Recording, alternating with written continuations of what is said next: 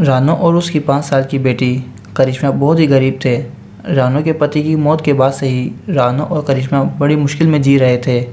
रानो अपने घोंसले का किराया भी नहीं दे पा रही थी। ऐसा जुल्म मत करिए सेठ जी, मेरे पति ने कितने सालों आपके पास काम किया है। आज वो नहीं रहे तो हम पर रहम खाएं और हमें घर से बाहर ना निकालें। हम इतनी ठंड में कहाँ जाएंगे। तेरा पति मेरे पास काम कर रहा था तो क्या उसके पूरे खानदान को ठेका ले लिया मैंने? हैं? मैंने घोंसला किराए पे चढ़ाने के लिए बनाया है, कोई अनाथ आश्रम नहीं खोला मैंने। रानो गिड़गिड़ाने लगती है मगर सेठ पर कोई असर नहीं होता। वो अपने गुंडों से कहकर रानो के घर का सारा सामान घर से बाहर फेंकवा देता है। रानो और करिश्मा कड़कड़ाती ठंड में घर से बेघर हो जाती हैं। दूसरी तरफ सेठ जी घर पहुंचता है। उसकी बीवी उस पर गुस्सा करने लगती है। फिर अकेले आ गए। मैंने कहा था ना आज घर में घुसने नहीं दूंगी।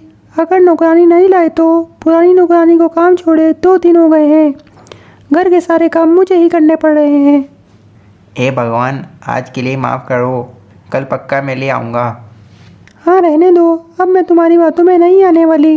इतने मजदूर काम करते हैं तुम्हारे पास, किसी को भी कह दो पैसों की लालच में दौड़े चले आते हैं। लेकिन नहीं, मैं सब समझती हूँ तुम्हारी चालाकी।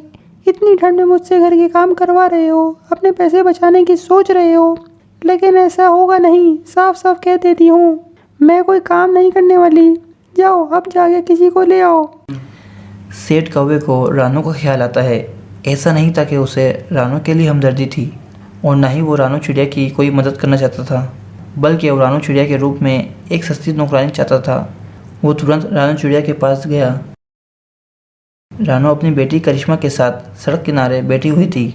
दोनों ठंड से कांप रही थी। सेठ को देखते ही रानो गिड़गिड़ा के बोली, सेठ जी रहम कीजिए, मैं वादा करती हूँ जल्द ही आपका किराया चुका दूंगी। अगर आपने हमारी मदद नहीं की तो इस ठंड में मैं और मेरी बेटी मर जाएंगे। रहम आ गया इसलिए आया हूँ, वापस तुम दोनों चलो मेरे साथ। आज से तुम्हें मेरे घर के सारे काम करने होंगे, बदले में रहने के लिए जगह मिलेगी। तुम दोनों को कुछ ना कुछ पैसे भी, ठीक है? लेकिन एक बात साफ साफ सुन लो, घर के सारे काम तुम दोनों को ही करने होंगे। मंजूर है तो बोलो, वरना मैं किसी को देखता हूँ। मैं करूँगी ना सेठ जी, मैं सारा काम करूँगी। आपका बहुत बहुत धन्यवाद। सेठ रानो और करिश्मा को लेकर अपने घर पहुँचता है और अपनी बीवी को उन दोनों के बारे में बताता है। कौवे की बीवी खुश हो जाती है और रानो को भी इस तरह एक खत मिल जाती है और वो अपनी ज़िंदगी नौकरानी बन के गुजार देती है। करिश्मा चिड़िया अपने घोंसले में बहुत सुकून की ज़िंदगी गुजार रही थी। एक दिन इसे संदेश मिला कि इसकी बहन बहुत बीमार है। करिश्मा, तुम्हारी बहन रानो चिड़िया बहुत बीमार है। वो रोज़ तुम्हें याद करके रोती है। इसने संदेश भिजवाया है, करिश्मा को बोलो कि मुझसे आकर मिल जाए। वैसे भी करिश्मा इस वक्त में तुम्हें उसके साथ होना चाहिए।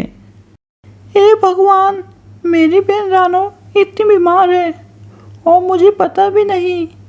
मैं ज़रूर जाऊंगी अपनी बहन की खबर लेने के लिए। मैं खुद ध्यान रखूंगी उसका। आपका बहुत बहुत धन्यवाद कौवे भैया कि आपने मेरी बहन का संदेश मेरे तक पहुंचाया। करिश्मा ने अपनी तैयारी की और अपनी बहन से मिलने जाने के लिए तैयार हो गई। इसकी बहन दूसरे जंगल में रहती थी। अच्छा कौवे भैया, मेरे घर का खास ख्याल रखिएगा। आपको तो पता ही है मैं 1 महीने के लिए जा रही हूँ। घर की तो 1 महीने में बहुत बुरी हालत हो जाएगी। करिश्मा, तुम चिंता मत करो, मैं तुम्हारे घर का ख्याल रखूँगा और अगर किसी भी चीज़ की ज़रूरत हुई तो बस एक संदेश भेज देना। और फिर करिश्मा अपने बहन की घर की तरफ रवाना हो गई। करिश्मा के जाने के बाद कौवा करिश्मा के घर का पूरी तरह से ध्यान रख रहा था। इसी तरह कुछ दिन गुजर गए। एक दिन काला कौवा बैठा हुआ था कि बोनी चिड़िया काले कौवे के पास आई और बोली, खैर तो है, मैं कुछ दिनों से देख रही हूँ कि तुम करिश्मा चिड़िया के घर की रखवाली कर रहे हो। तुम्हें कोई और काम नहीं, तुम हर समय बैठे रहते हो। जाओ जाकर कहीं काम धंधा करो। नहीं बोनी चिड़िया, ऐसी बात नहीं। करिश्मा चिड़िया की बहन की तबीयत खराब होने के कारण करिश्मा को तुरंत अपनी बहन के पास जाना पड़ा, इसलिए वो अपने घर की जिम्मेदारी मुझे सौंप कर गई है। अरे कौए, तुम भी ना, वो अपनी बहन के घर मज़े कर रही है और तुम यहाँ पागलों की तरह रखवाली। अरे नहीं नहीं, मैं पागलों की तरह रखवाली नहीं कर रहा हूँ, बल्कि अपने पड़ोसी होने का हक अदा कर रहा हूँ। अगर हम एक दूसरे के काम नहीं आएंगे तो हमारा एक साथ रहने का क्या फ़ायदा। दूर कहीं जंगल में करिश्मा नाम की एक चिड़िया रहती थी। इसके 2 बच्चे थे, चीचू और मीचू। दोनों बच्चे बहुत ही बदमाश थे। हर रोज़ किसी न किसी के साथ झगड़ा किया करते थे और उनके घर वाले करिश्मा के घर पर शिकायत लेकर आते थे। अरे करिश्मा, अपने बच्चों को समझाओ, देखो कैसे मेरे बेटे को बुरी तरह पीटा है। करिश्मा बच्चे को देखती है। उसने देखा कि रानू चिड़िया के बच्चे को दोनों ने मिलकर बहुत मारा था। उसे देखकर करिश्मा की आंखों में आंसू आ जाते हैं। चलो बेटा, हम डॉक्टर के पास चलते हैं। करिश्मा अपने दोनों बच्चों को लेकर बहुत चिंतित हो गई। बच्चों, ये दुनिया बहुत जालिम है। अगर तुम्हें इस दुनिया में रहना है तो सूझबूझ से रहना होगा। तभी वहाँ पर कालू कौवा आ जाता है। कालू कौवे को देखकर सभी चुप हो जाते हैं, लेकिन कालू कौवा करिश्मा की मन की बात जान लेता है। करिश्मा, मैं तुम्हारी मन की बात समझ सकता हूँ। चलो बच्चों, अपनी अपनी पढ़ाई करने बैठ जाओ, नहीं तो टीचर की डांट पड़ेगी। बच्चे पढ़ाई करने बैठ जाते हैं। दोनों बच्चे स्कूल का प्रोजेक्ट कर रहे थे, लेकिन वो उस प्रोजेक्ट को कर नहीं पा रहे थे। बच्चों, अगर तुम दोनों मिलकर बड़ा प्रोजेक्ट बनाओगे तो तुमको प्रोजेक्ट बनाने में भी आसानी होगी। प्रोजेक्ट बड़ा भी बनेगा और साथ साथ समय भी कम लगेगा।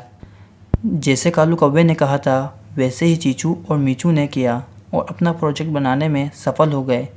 करिश्मा चिड़िया अपने बच्चों का प्रोजेक्ट देखकर बहुत खुश हो जाती है।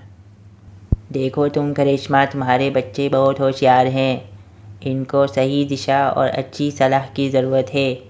तभी कालू कौवे के दिमाग में एक आइडिया जाता है।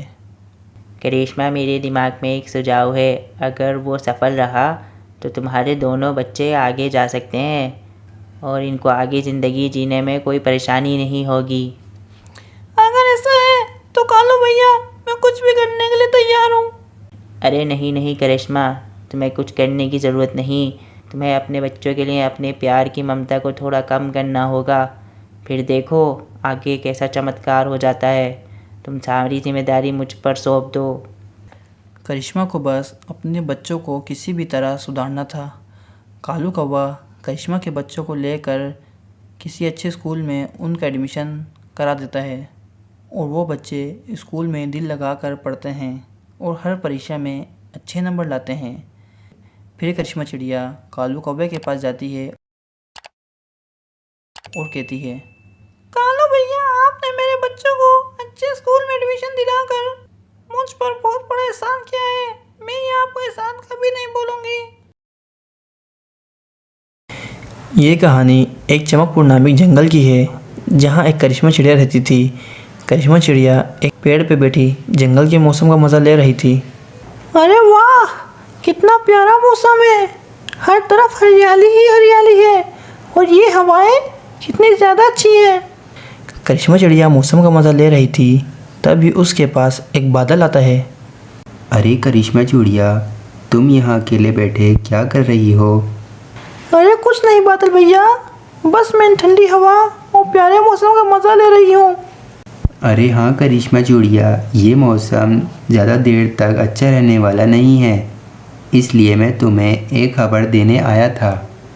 अच्छा बादल भैया, हमारे जंगल का मौसम ख़राब होने वाला है क्या? अरे हाँ ना करिश्मा, कल इस जंगल में बहुत ज़्यादा काले काले और घने बादल आएंगे और इस जंगल में बहुत ज़्यादा बारिश बरसाएंगे। इसलिए तुम तमाम पक्षियों के घर पर जाओ और उनसे जाकर कहो कि वो अपने घर को मजबूत कर लें। आपका बहुत बहुत शुक्रिया बादल भैया, आपने मुझे ये खबर दी। मैं तमाम पक्षियों के घर जाकर उन्हें बता दूंगी कि वो अपने घर मजबूत कर लें, ताकि बारिश की वजह से उनके घर कहीं उड़ ना जाए। फिर करिश्मा चिड़िया को ये खबर सुनाने के बाद काला बादल वहाँ से चला जाता है। करिश्मा चिड़िया भी तमाम पक्षियों के घर ये खबर देने के लिए निकल जाती है कि कल जंगल में बहुत ज़्यादा तेज़ बारिश होगी। सबसे पहले करिश्मा चिड़िया एक कौवे के घर जाती है और उससे कहती है, अरे कौवे भैया, आपको पता है क्या, कल हमारे जंगल में बहुत ज़्यादा ज़ोर की बारिश होने वाली है। इसलिए मैं आपको बताने आई हूँ ताकि आप अपने घर को मजबूत कर लें। अरे तुम्हारा बहुत बहुत शुक्रिया करिश्मा। पर करिश्मा तुम ज़रा देखो, मैंने अभी अभी अपने घर को महफूज कर लिया है। मैं जानता था कि कुछ दिनों में बारिश ज़रूर होगी, इसलिए मैंने अपना घर महफूज बना लिया है। अब मेरे घर को कुछ भी नहीं होगा। अरे वाह कौवे भैया, आप तो बहुत ज़्यादा होशियार हैं। अगर आप जैसे 5-6 पक्षी इस जंगल में और आ जाए तो ये पूरा जंगल ही होशियार हो जाएगा। अरे करिश्मा चिड़िया, अब बस भी करो, मैं अब इतना होशियार नहीं। फिर करिश्मा चिड़िया कौवे के घर से निकल जाती है और कुछ ही देर में कबूतर के घर पहुंचती है और कबूतर बोलता है, अरे वाह करिश्मा चिड़िया, आज हमारी याद आपको कैसे आ गई। अरे कबूतर भैया, बात ही कुछ ऐसी है। मैं दरअसल आपको बताने आई हूँ कि कल हमारे जंगल में बहुत ज़्यादा ज़ोरों की बारिश होगी। इसलिए आप अपना घर मजबूत कर लीजिए ताकि बारिश की वजह से आपका घर कहीं बह ना जाए।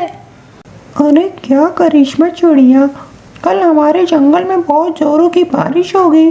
तुम्हें ज़रूर तुम्हारे उस काले बादल ने बताया होगा। अरे तुम्हारा बहुत धन्यवाद, तुमने मुझे आके बता दिया। अब मैं अपना घर मजबूत कर लूँगा। चलो कबूतर भैया, अब मैं चलती हूँ। इसी तरह करिश्मा चिड़िया सब पक्षी को बारिश की इत्तला दे देती है और उनको तूफ़ानी बारिश में बर्बाद होने से बचा लेती है। एक जंगल में करिश्मा नाम की चिड़िया रहती थी। करिश्मा का इस दुनिया में कोई नहीं था। वो अपनी ज़िंदगी में अकेली थी। करिश्मा के घर के पास उसकी बहुत बड़ी ज़मीन थी जिसमें वो तरह तरह के पौधे लगाया करती थी। उनका ध्यान रखती, उन्हें पानी देती और उन्हीं से बातें किया करती थी।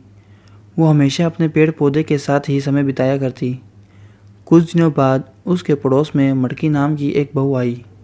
मटकी कभी को भी पेड़ पौधे से बहुत लगाव था। उसे पौधे लगाना और बढ़ाना अच्छा लगता था। यूँ आस पड़ोस में रहने से मटकी कभी और करिश्मा चिड़िया के बीच दोस्ती हो गई।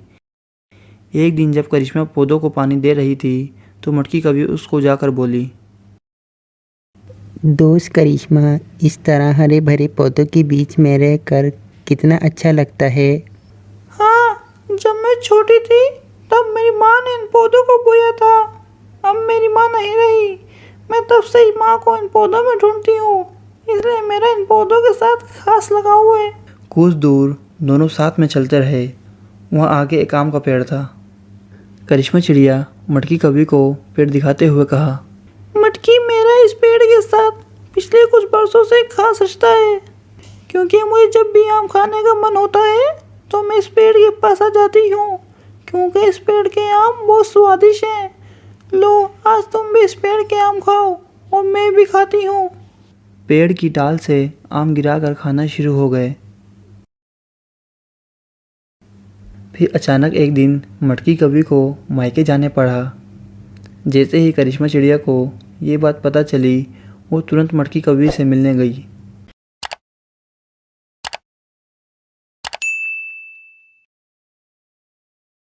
अरे मटकी, ये क्या बात हुई, यूँ अचानक क्यों जा रही हो? अरे दोस्त, पता चला है मेरी माँ की तबीयत ठीक नहीं है, मुझे जल्द ही जाना होगा। मटकी कभी अपना सामान लेकर वहाँ से चली गई। मटकी कभी के बारे में ही सोचते हुए वो अपने बगीचे में घूमती रही। यूं ही दिन बीत रहे थे। एक दिन अचानक मौसम ख़राब होने के कारण चक्रवाती तूफान आया। करिश्मा चिड़िया उस तेज़ चक्रवाती तूफान में अपने आप को संभाल नहीं पाई। वो तुरंत अपने घर में चली गई। वो हवा इतनी ज़्यादा तेज़ थी कि करिश्मा चिड़िया के बगीचे को तहस नहस कर चुकी थी। तूफान थमने के बाद करिश्मा चिड़िया अपने घर से बाहर आई तो सारे पौधे टूट चुके थे। करिश्मा चिड़िया का ये सब देखकर दिल टूट गया। वो ये जंगल छोड़कर चली गई।